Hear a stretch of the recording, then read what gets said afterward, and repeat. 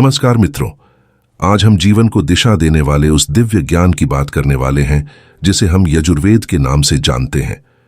यजुर्वेद वह ग्रंथ जिसने मनुष्य को केवल पूजा पाठ का मार्ग नहीं बताया, बल्कि पूरा जीवन कैसे जीना है यह भी समझाया। मैं आपको कह रहा हूं, आज की यह चर्चा केवल सुनने वाली नहीं है, इसे महसूस कीजिए, क्योंकि यजुर्वेद का हर मंत्र मनुष्य की आत्मा को स्पर्श करता है। मित्रों, वेदों में यजुर्वेद को कर्म का वेद कहा गया है। जहां ऋग्वेद मंत्रों और स्तुतियों से भरा है, वहीं यजुर्वेद उन मंत्रों को कर्म में बदलने की कला सिखाता है। यह बताता है कि कौन सा कार्य किस प्रकार, किस भावना और किस उद्देश्य से करना चाहिए। यह केवल यज्ञ विधि नहीं है, यह जीवन विधि है। प्राचीन समय में जब हमारे आर्षि तपस्या में डूबे रहते थे, उनका उद्देश्य सिर्फ ब्रह्म ज्ञान प्राप्त करना नहीं था, बल्कि उस ज्ञान को दुनिया के कल्याण में लगाना था। इसी कल्याणकारी विचार से जन्मा यजुर्वेद, जो हमें बताता है कि अच्छे कर्म कैसे किए जाएं और दुष्कर्मों से कैसे बचा जाए। मित्रों, बहुत से लोग सोचते हैं कि यजुर्वेद सिर्फ हवन, आहुति और यज्ञ तक सीमित है, लेकिन यह गलत है। यजुर्वेद में यज्ञ का अर्थ बहुत विशाल है। यहां यज्ञ का मतलब सिर्फ अग्नि में समिधा डालना नहीं। यजुर्वेद कहता है, संसार का हर अच्छा कार्य एक यज्ञ है।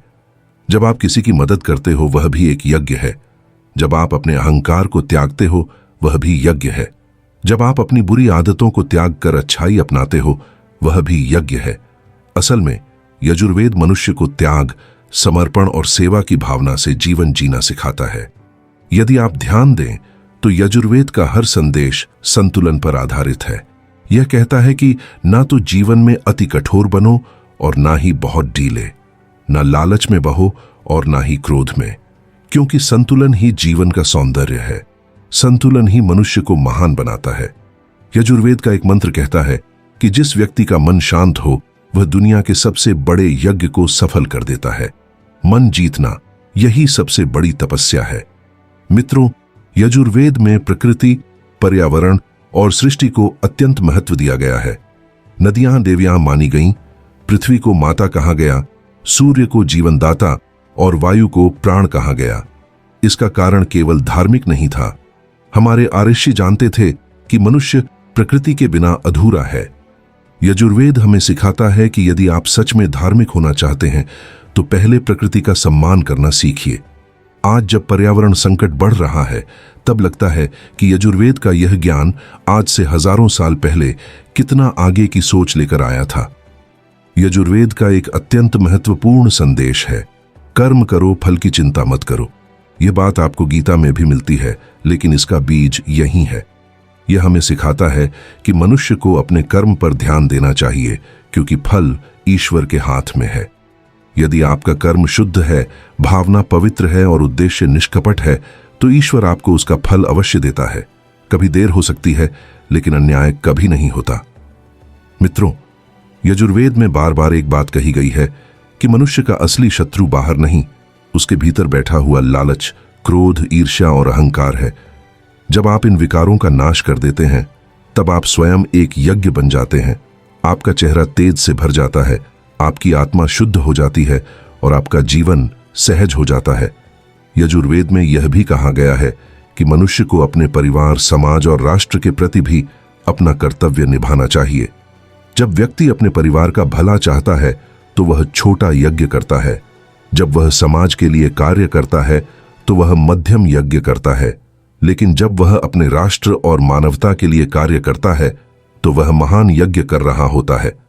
यही कारण है कि हमारे आर्षि यज्ञ को विश्व कल्याण का माध्यम मानते थे।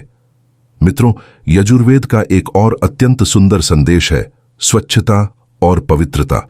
यजुर्वेद कहता है कि जिस प्रकार अग्नि सबको शुद्ध कर देती है, वैसे ही मनुष्य के विचार भी शुद्ध होने चाहिए। यदि आपके विचार पवित्र हैं, भावनाएं स्वच्छ हैं और आपका मन निर्मल है, तो आपका जीवन अपने आप उजाला बिखेरने लगता है। और सबसे गहरी बात, यजुर्वेद हमें यह सिखाता है कि ईश्वर दूर आसमान में नहीं है। ईश्वर आपके भीतर है, आपके कर्मों में है, आपके विचारों में है, आपके व्यवहार में है। जब आप सही कर्म करते हैं, तभी ईश्वर आपसे प्रसन्न होता है। मित्रों, आज की इस चर्चा का सार यह है कि यजुर्वेद केवल मंत्रों का संग्रह नहीं, यह जीवन जीने की कला है। यह बताता है कि मनुष्य को कैसा होना चाहिए, कैसे बोलना चाहिए, कैसे सोचना चाहिए और कैसे कर्म करना चाहिए।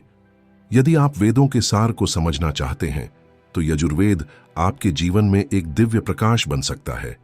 यह बताता है कि कर्म ही पूजा है, सत्य ही धर्म है और संतुलित जीवन ही सबसे बड़ा आनंद है।